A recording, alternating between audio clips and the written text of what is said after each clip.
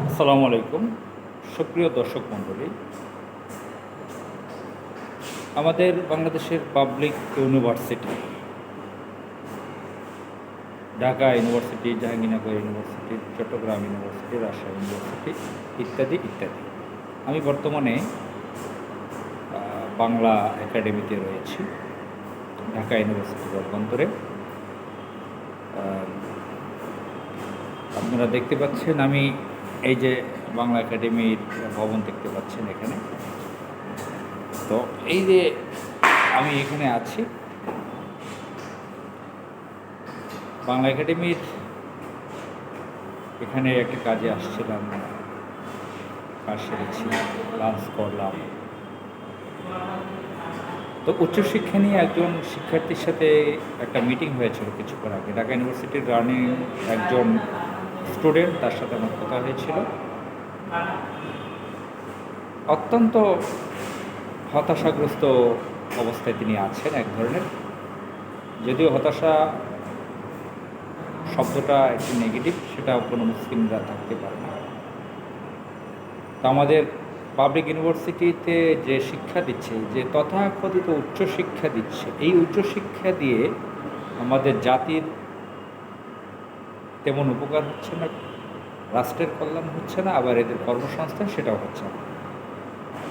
বিজ্ঞান চর্চা হচ্ছে না, তারা সায়েন্টিস্ট হচ্ছে না, বিজ্ঞানী হয়ে উঠতে পারতেছে না, পলিটিক্সে তেমন ভূমিকা রাখতে পারতেছে না, রাষ্ট্র রক্ষা করতে পারতেছে না, রাষ্ট্রের সভরেন্টি ঠিক রাখতে পারতেছে না, ব্যবসা বাণিজ্য অর্থনীতি সব টালমাটাল পরিস্থিতি, কিছু ঠিক রাখতে পারতেছে না।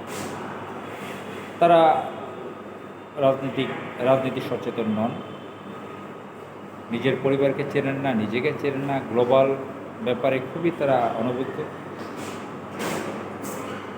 তো আসলে এই যে উচ্চশিক্ষাগুলো প্রতি বছর লক্ষ লক্ষ আমাদের ভাই বোনেরা, শিক্ষার্থীরা গ্রাজুয়েশন করতেছে, পোস্ট গ্রাজুয়েশন করতেছে, পিএইচডি করতেছে, কেউ এমফিল করতেছে, আর নানান ডিগ্রি নিচ্ছে উচ্চশিক্ষার নামে।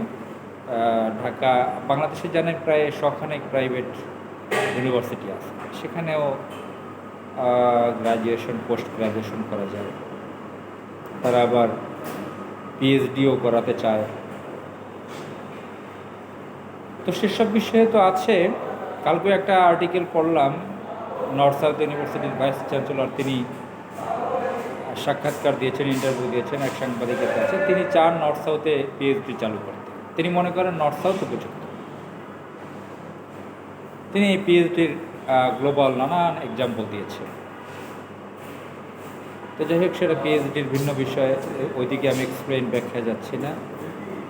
আজকে আমাদের বাংলাদেশে যে উচ্চশিক্ষা নিচ্ছে, লক্ষ লক্ষ ছেলেমেয়েরা সার্টিফিকেট নিচ্ছে, অনার্স পাস করতেছে, মাস্টার্স পাস করতেছে, তারা চাকরি পাচ্ছে না, নিজেরা এন্টারপ্রেনার হতে পারতেছে না, দেশের স্বাধীনতা সার্বভৌমত্ব সেটাও রক্ষা করতে পারতেছে না, দেশের ইকোনমিক ধ্বংস হয়ে গেছে, তার প্রান্তে ধ্বংসের দ্বার প্রান্তে কলাপস হয়ে গেছে, সেগুলো তার ঠিক রাখতে পারে। তো এই যে উচ্চশিক্ষিত বলা হয়, আবার যে নারীদেরকে, মেয়েদের, তারা 30+ বয়স হয়ে যাচ্ছেন, তাদের বিয়ে হচ্ছে না, তাদের ফার্টিলিটি নষ্ট করতেছে, তাদের বয়স, স্বাস্থ্য সব কিছু ধ্বংস করতেছে। তারা নিজেদেরকে নিজেরা শেষ করে দিচ্ছে একটি সিস্টেমের, একটি পচা সিস্টেমের মাধ্যমে। যে এই পচা স্ট্রাকচার থেকে এই জাতিকে রক্ষা করা আমাদের সকলের দায়িত্ব, জীবনের দায়িত্ব। এই যে উচ্চশিক্ষা নেওয়া, আসলে কি উচ্চশিক্ষা গ্রহণ করতেছে?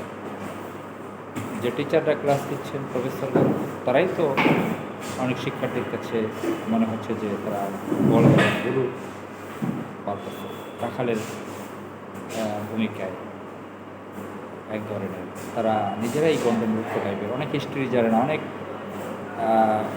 কিছু তাদের জানাশোনা নাই, নিজেরাই আনস্মার্ট। তারা কীভাবে ইউনিভার্সিটির শিক্ষক হলো, তারা কী শিক্ষা দিচ্ছে, টিচিং দিচ্ছে শিক্ষার্থী? টোটাল বিষয়টা সেই আমি ভদ্র ভাষায়, আবুল মুহিতের ভাষায় বললাম যে এটা রাবিশ ব্যাপার। রাবিশ জাতি গঠন করে বাংলাদেশের তেমন কল্যাণ নেই। এই পরিস্থিতি থেকে বাংলাদেশের জাতিকে রক্ষা করতে হবে। আসসালামু আলাইকুম।